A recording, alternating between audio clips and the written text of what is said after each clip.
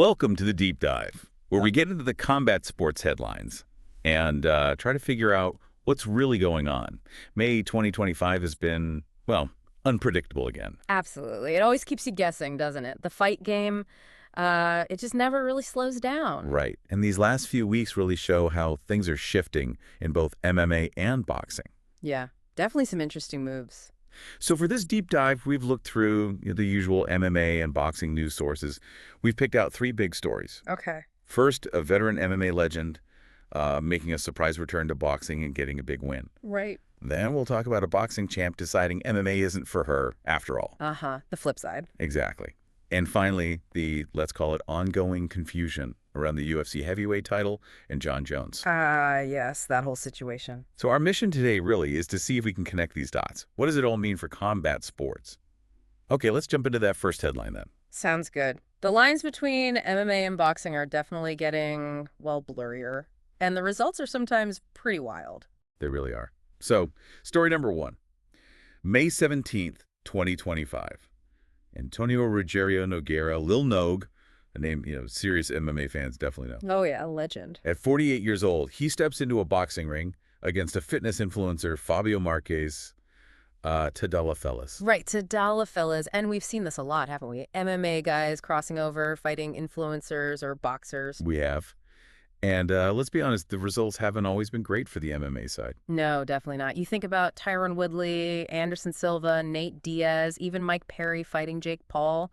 A lot of losses there for the MMA guys. Yeah, tough ones for MMA purists, maybe. Mm-hmm. But then you do get these moments where the MMA fighter really shines in boxing. Like Francis Ngannou against Tyson Fury. Exactly. Yeah. Okay, he lost the decision, but wow, his boxing looked way better than anyone expected, right? Sure. I mean, even though Anthony Joshua knocked him out later, just Ngannou competing at that level, coming from MMA, that's huge. It really is. Yeah. So Lil Nog winning here.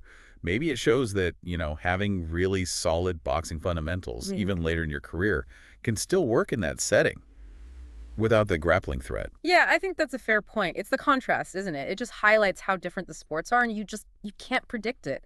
Skill in one doesn't automatically mean success in the other. Totally. And Nogueira didn't just win. He won decisively.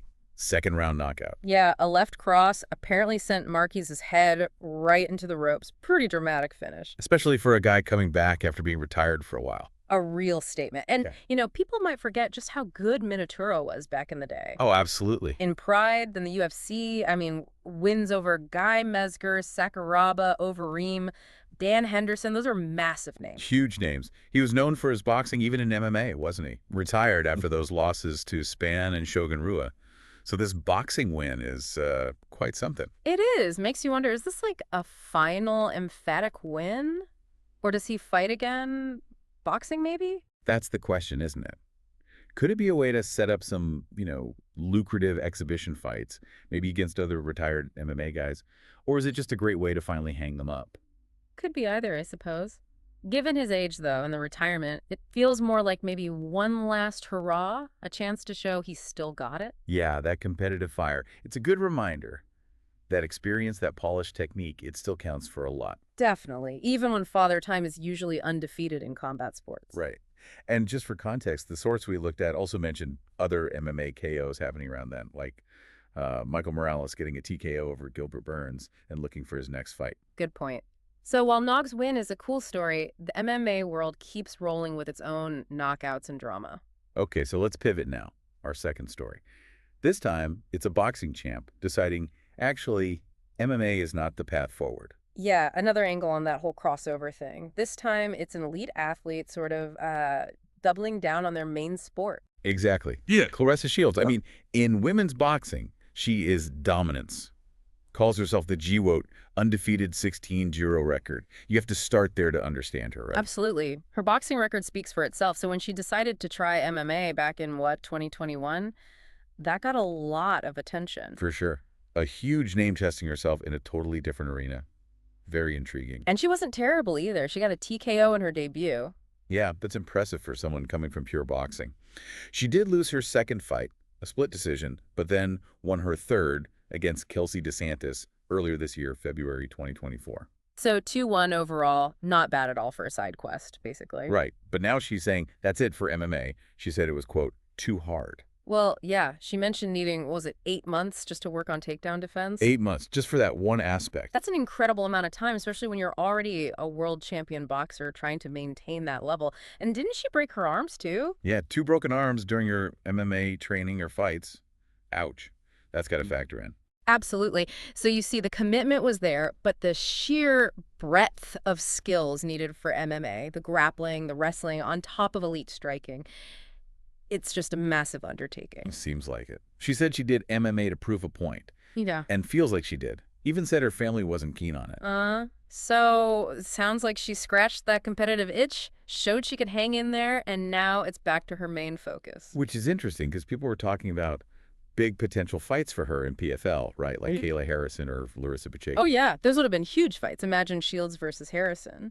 But her decision really underlined how specialized these sports are at the highest level. Yeah, trying to be elite in both simultaneously is maybe almost impossible. It seems incredibly difficult, yeah. It highlights the difference in preparation, strategy, everything. So what's next for her then? Straight back to boxing. Yep. She's got a fight scheduled July 26 against Lonnie Daniels for the IBF light heavyweight title, plus defending her undisputed heavyweight belts. Wow. No time wasted. Straight back to the top of the boxing world. Pretty much, that's where her legacy is, and it seems like that's where she wants to keep building it. Makes sense.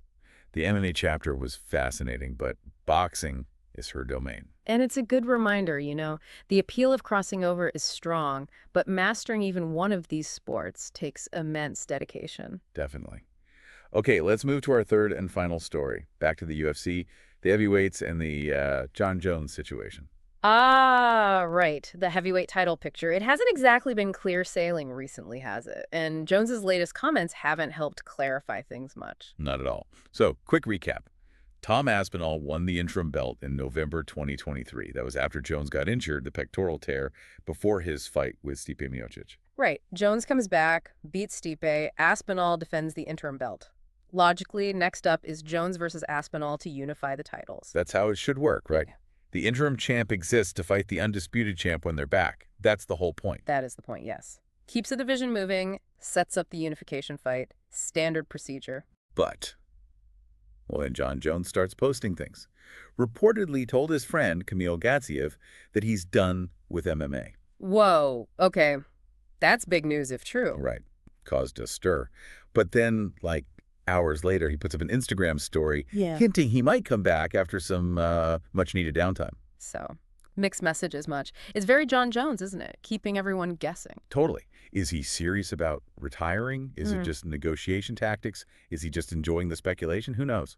It's hard to say, but it certainly keeps people talking about him and the division, even if it's frustrating for fans and probably for Aspinall, too. It kind of becomes its own storyline. Oh, fans definitely reacted. One apparently commented about him enjoying his last days as champ before being stripped. Oof. And Jones basically brushed it off, saying he doesn't worry about that stuff.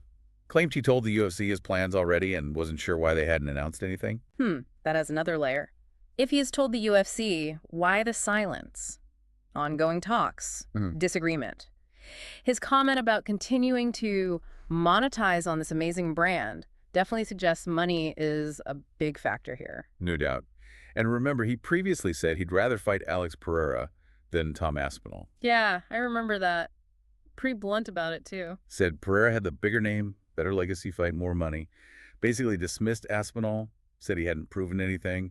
It wasn't worth building up. Which, from Jones's perspective, looking at legacy and paydays maybe makes sense to him, even as rough on Aspinall, the interim champ. And now, since Jones said that, Pereira actually lost his light heavyweight belt, but has talked about moving up to heavyweight. Oh, interesting. So that Jones versus Pereira fight could still potentially happen at heavyweight. Potentially, yeah.